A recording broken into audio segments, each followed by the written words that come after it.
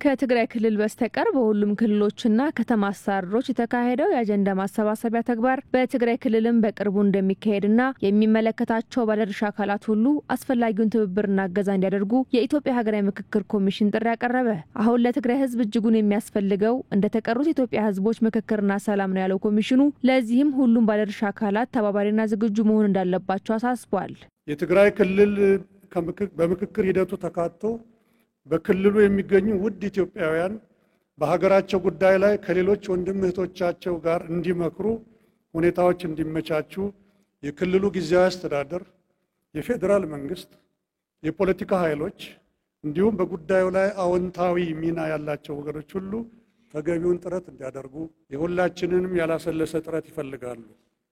የሃይማኖት አባቶችና መሪዎች፣ የሀገር ሽማግሌዎችና እናቶች፣ የፖለቲካ ፓርቲዎች፣ የሚዲያ ተቋማት፣ የሲቪክና የሙያ ማህበራት፣ ታዋቂና ተጽዕኖ ፈጣሪዎች፣ የማህበረሰብ አንቂዎች፣ የዲሞክራሲ የደህንነትና የጸጥታ ተቋማት፣ ወጣቶች፣ ሴቶች፣ ከሁሉም በላይ ህዝቦቻችን ይህ ታሪካዊ የምክክር ሂደት የተሳካ እንዲሆን የበኩላችሁን ጥረት እንድታደርጉ በአክብሮት የኢትዮጵያ ሀገራዊ ምክክር ኮሚሽን ይጠይቃል። የኢትዮጵያ ሀገራዊ ምክክር ኮሚሽነር ሙልጌታ አጎ ኮሚሽኑ እንደተቀሩት የኢትዮጵያ ክልሎች ሁሉ አጀንዳ የማሰባሰብ ተግባርን በትግራይ ክልል ለማከናወን ጥረት ማድረግ ከጀመረ መቆየቱን ጠቅሰው አሁንም ተከታታይ ተግባራት እያከናወነ መሆኑን ተናግረዋል።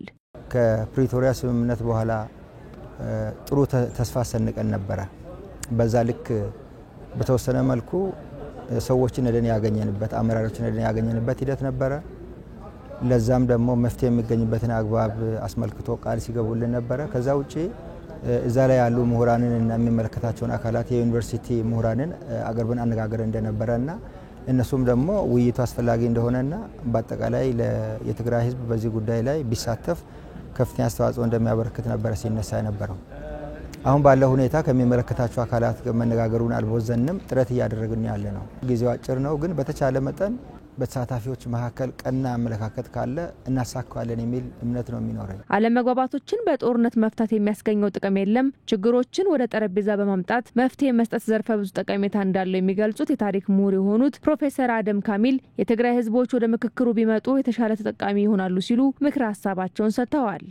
ትግራዮች እኔ በደንብ አቃቸው ታሪኳንም ያካባቢዋን የሰራው ስለሆነ ነጃሽን ታሪክ ሰላም ቢፈጥሩልን እርግጠኛ ነኝ በቱሪዝም ብቻ ነጃሽንና አክሱምን ሽጠው በቀን ዶላር ነበር የሚስቡት።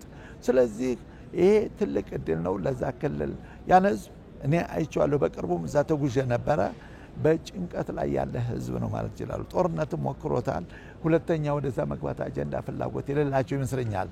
ከዚህ አንፃር የኛንም አረንጓዴ ዘመቻችን አርገን ሰላምና መረጋጋት ተግባራዊ እንዲሆን ለዛ ክልል ሲባል ለህዝቡ ሲባል ሰላሙ ቢፈጥሩ ወደዚህ ኮሚቴ ውስጥ ቢቀርሉ ወደ ኮሚሽነሩን ተልኮ ቢቀበሉ የተሻለ ይሆናል። ስለዚህ ውይይት በጣም ወሳኝ ነገር ነው። እንቀራረብ፣ እንንዋይ፣ እንነጋገር፣ ከዛ የሚበጀንን እንምረጥ። ይሄ ለእያንዳንዱ ኢትዮጵያዊ በብሔር በጎሳ በእምነት ሳይላይ ጥቅሙ እዚህ ላይ ነው፣ ውይይት ላይ ነው ያለው። ጦርነት አክትሟል፣ ዋጋ የለውም። እሱን እንደው በአሰጣታችን ፈርመን ማለፍ አለብን እላለሁ። ትግራይ ክልልን ያላሳተፈ የምክክር ሂደት የማይታሰብ መሆኑን የገለጹት የሀገራዊ ምክክር ዋና ኮሚሽነር ፕሮፌሰር መስፍን አርአያ በክልሉ የምክክር ሂደት እውን እንዲሆን ሁሉም የበኩሉን እንዲወጣ ጥሪ አቅርበዋል። ትግራይ ክልልን ሳንይዝ ሀገራዊ ምክክር እንደሚገባችሁ የሚታሰብ አይደለም። ምክንያቱም ሀገራዊ ምክክራችን አካታችና ሁሉንም አሳታፊ የሆነ ነው። እንኳን ትልቁ ክልል እንደ ትግራይ ያለው ቀርቶ በግለሰቦች ደረጃ እንኳን አጀንዳ የምናሰባስብበት ሂደት አለ። ስለዚህ በቀጣይነት ወደ ትግራይ ክልል በመሄድ ተመሳሳይ የሆኑ ስራዎች፣ ተመሳሳይ ስነ ዘዴዎች ወይም ሜቶዶሎጂን በመጠቀም በትግራይ ክልል ተመሳሳይ ስራዎችን እንሰራለን ማለት ነው።